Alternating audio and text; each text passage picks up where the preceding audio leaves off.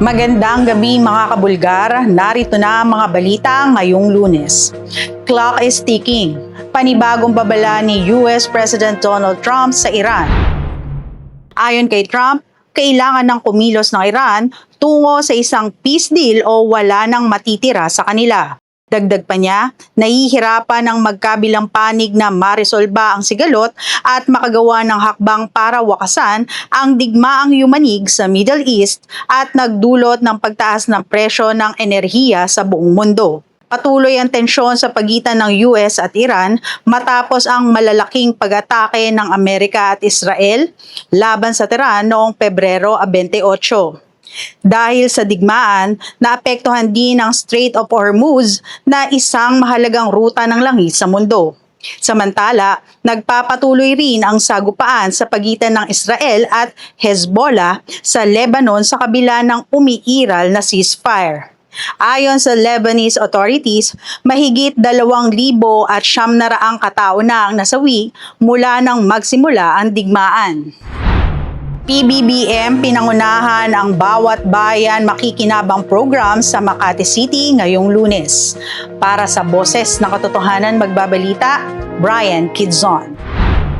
Pinangunahan ni Pangulong Ferdinand Marcos Jr. ang programang Bawat Bayan Makikinabang, Makati City, sa Makati Coliseum ngayong Lunes, Mayo 18, bilang bahagi ng patuloy na pagsisikap ng administrasyon na mailapit ang serbisyo at ayuda sa mga komunidad. Sa programa, ipinakita sa Pangulo ang mga Barangay Development Equipment na binili sa ilalim ng Socio-Civic Projects Fund o SCPF. Naipag-ugnayan din si Marcos sa mga Bagong Pilipinas Barangay Scholars, nasaksiyan ang rollout ng Bagong Pilipinas Rice Program sa ilalim ng Local Government Support Fund o LGSF, at pinangunahan ang pamamahagi ng financial assistance sa mga barangay sa Makati City. Ayon sa Malacanang, layunin ng programa na palakasin ang paghahatid ng serbisyo ng pamahalaan at matiyak na aabot ng mahalagang programa ang mga komunidad sa ilalim ng Bagong Pilipinas Vision. Nagbubulgar, Brian Kidzon. Number 3 most wanted person ng Region 5, arestado ng PNP. Para sa Boses ng Katotohanan magbabalita, Kim Plagata. Nadakip na ng Philippine National Police o PNP ang number 3 most wanted person sa Police Regional Office 5 na sangkot sa mga kaso ng qualified rape at sexual assault sa isinagawang operasyon noong Sabado, Mayo 16 sa Barangay Talolong, Lopez, Quezon. Ayon sa PNP, isinagawa ang operasyon ng mga tauhan ng Paracala Municipal Police Station, intelligence units at iba pang police units sa pakikipag-ugnayan sa Regional Mobile Forces. Inaresto ang suspect sa bisa ng warrant of arrest para sa 3 bilang ng qualified rape with no bail recommended at 4 na bilang ng sexual assault na may kabuuang 800,000 peso bail. Sa kasalukuyan, nasa kustodiya na ng CIDG Cavite ang suspect para sa kaukulang proseso. Binigyan din ng PNP na magpapatuloy ang kanilang manhunt operations laban sa mga wanted persons upang mapanagot ang mga ito sa batas. Nagbubulgar, Kim Plagata. DOH tiniyak na nakamonitor sa Ebola outbreak. Para sa Boses ng Katotohanan magbabalita, Jeneline Berdera. Naka-alerto na ang Department of Health matapos ideklara ng World Health Organization ang Ebola outbreak sa Africa bilang isang public health emergency of international concern, kasunod ng pagtaas ng mga kaso sa Democratic Republic of Congo. Ayon sa DOH, mahigpit na minomonitor ng pamahalaan ang sitwasyon, lalo na dahil ang kumakalat na strain ng sakit ay ang Bundibugyo virus, isang uri ng Ebola na wala pang aprobadong bakuna o partikular na lunas. Sa pahayag ni DOH spokesperson Yusek Albert Domingo, sinabi nitong patuloy ang koordinasyon ng kagawaran sa WHO upang masubaybayan ang sitwasyon at mapalakas ang kahandaan ng bansa laban sa posibleng pagpasok ng sakit. Tiniyak naman ng DOH sa publiko na wala pang naitatalang kaso ng Ebola sa Pilipinas at walang dahilan para magpanik, bagamat pinaigting na ang surveillance at health monitoring protocols. Ipinaliwanag din ng kagawaran na bagamat nagkaroon ng naitatalang Ebola virus strain sa Pilipinas noong 1989, 1996 at 2008, hindi ito nagdulot ng sakit sa tao.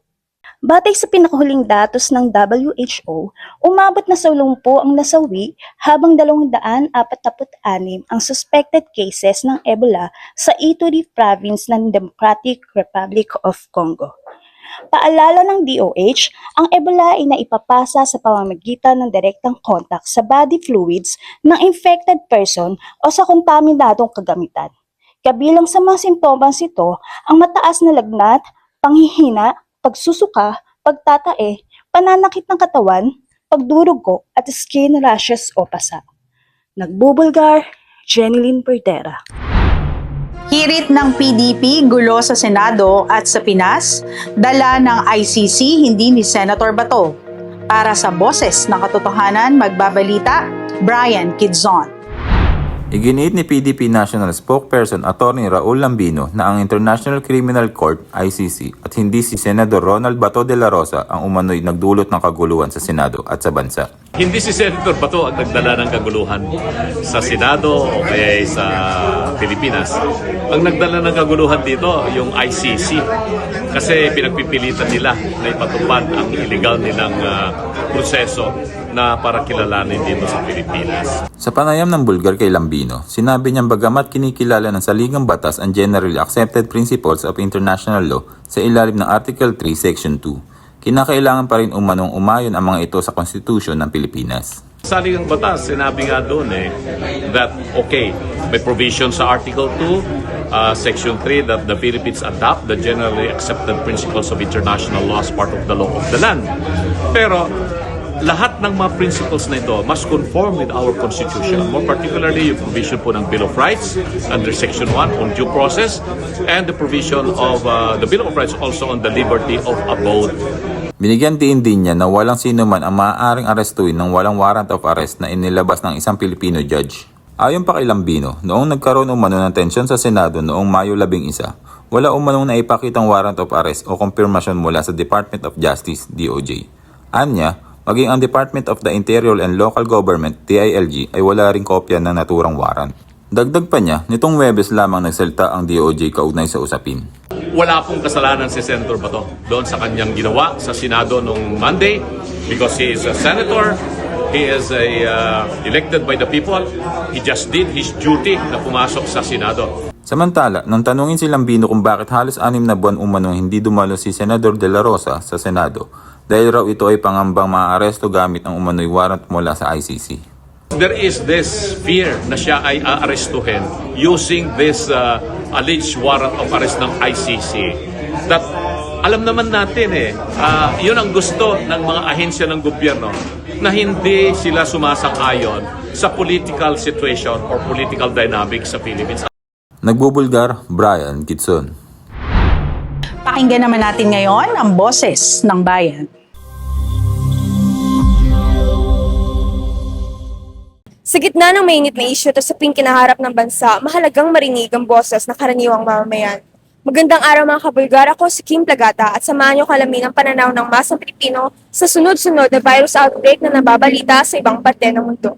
Para po sa akin siguro, mag-ingat na lang at makinig ng balita para aware sa kung saang lugar na nagsimula yung sakit na yun, yung virus na yun. Siguro in regards to that, keep the facts straight lang. Maraming fake news na lumalabas, of course. Keep your sources straight, makinig sa tamang sources, fact check lang, more on. Madaling matakot sa panahon ngayon, especially. Pero if you get your facts straight naman and have the truth with you, wala ka lang alam pa worry. Ang focus ng taong hindi sa virus ngayon, ibang problema ang inaano nila. Problema yung pang-araw ng taas ng bilihin ngayon, tapos ano pag-gas o ano. So yung tao hindi na matatakot sa virus na yan. Kasi kung aware lang ang DOH yan, mag-alabas ng ganitong anong gagawin natin para ma-prevent natin makapasok sa atin itong antivirus na to. May ginagawa bang mga officials natin? Wala naman, di ba? Hindi nga nabanggit nila yan eh. At yan ang mga opinyon na kalap natin sa araw na ito. Para sa Boses ng Katotohanan, ako si Kim Plagata, nagbubulgara. Sweet moments nila Aiko Melendez at Juan Micbondok sa Hong Kong, ibinahagi online. May this kind of love find us. Sa isang social media post, nagbalik tanaw si Aiko Melendez sa naging birthday trip nila ni Juan Miguandok sa Hong Kong, na ani ay mas naging espesyal dahil sa mga alaala at oras na kanilang pinagsaluhan. Kahit pareho silang abala sa kani-kanilang trabaho at responsibilidad, nakahanap pa rin umano sila ng pagkakataon para makapag-bonding, magkwentuhan, at mag-enjoy ng magkasama. Ayon pa sa aktres, mahalagang sulitin at pahalagahan ang bawat sandali kasama ang mga taong malapit sa puso. Isang magandang balita, Kay Abad, cancer-free na. Para sa boss ng katotohanan, narito si Mabel Beron.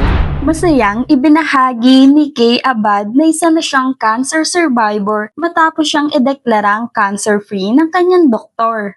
Yeah, the doctor declared. Sa isang emosyonal na vlog na inilabas kasabay ng kanyang kaarawan, ibinahagi ni Kay ang naging laban niya sa breast cancer matapos siyang ma-diagnose noong 2025. Sa simula ng vlog, makikita ang emosyonal na sandali ng ibalita ng kanyang doktor na maaari siyang ideklarang cancer-free, isang balitang matagal niyang hinintay at ipinagdasal. Dahil dito, hindi napigilan ng aktres ang mapaluha habang niyayakap ang kanyang asawang si Paul J. Castillo matapos marinig ang magandang balita. Kasunod nito, ibinahagi rin ni Kay ang ilang bahagi ng kanyang naging journey sa nakalipas na taon, kung saan inamin niyang hindi naging madali ang bawat takbang dahil sa takot, pagod at sa mga hindi inaasang pagbabago sa kanyang katawan at kalusugan. Ayon pa sa aktres, naging special ang vlog dahil nagsilbi itong dokumentasyon ng kanyang karanasan mula sa stress, brain fog at melasma hanggang sa pagsunod sa striktong diet habang patuloy na nagpapagaling. Nagbubulgar, Mabel Vieron.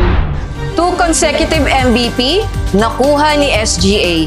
Para sa boss ng katotohanan, narito si Kim Plagata. Muling tumanggap ng Most Valuable Player MVP Award sa ikalawang pagkakataon mula sa NBA si Oklahoma City Thunder shooting guard Shai Gilgeous-Alexander nitong linggo. Si SGA ang ikalabing-walong manlalaro na nagwagi ng sunod-sunod na MVP mula 2024 to 2025 at kasalukuyang 2025-2026 NBA season. Nominado rin si SGA bilang League's Clutch Player of the Year ng NBA 2025-2026 season.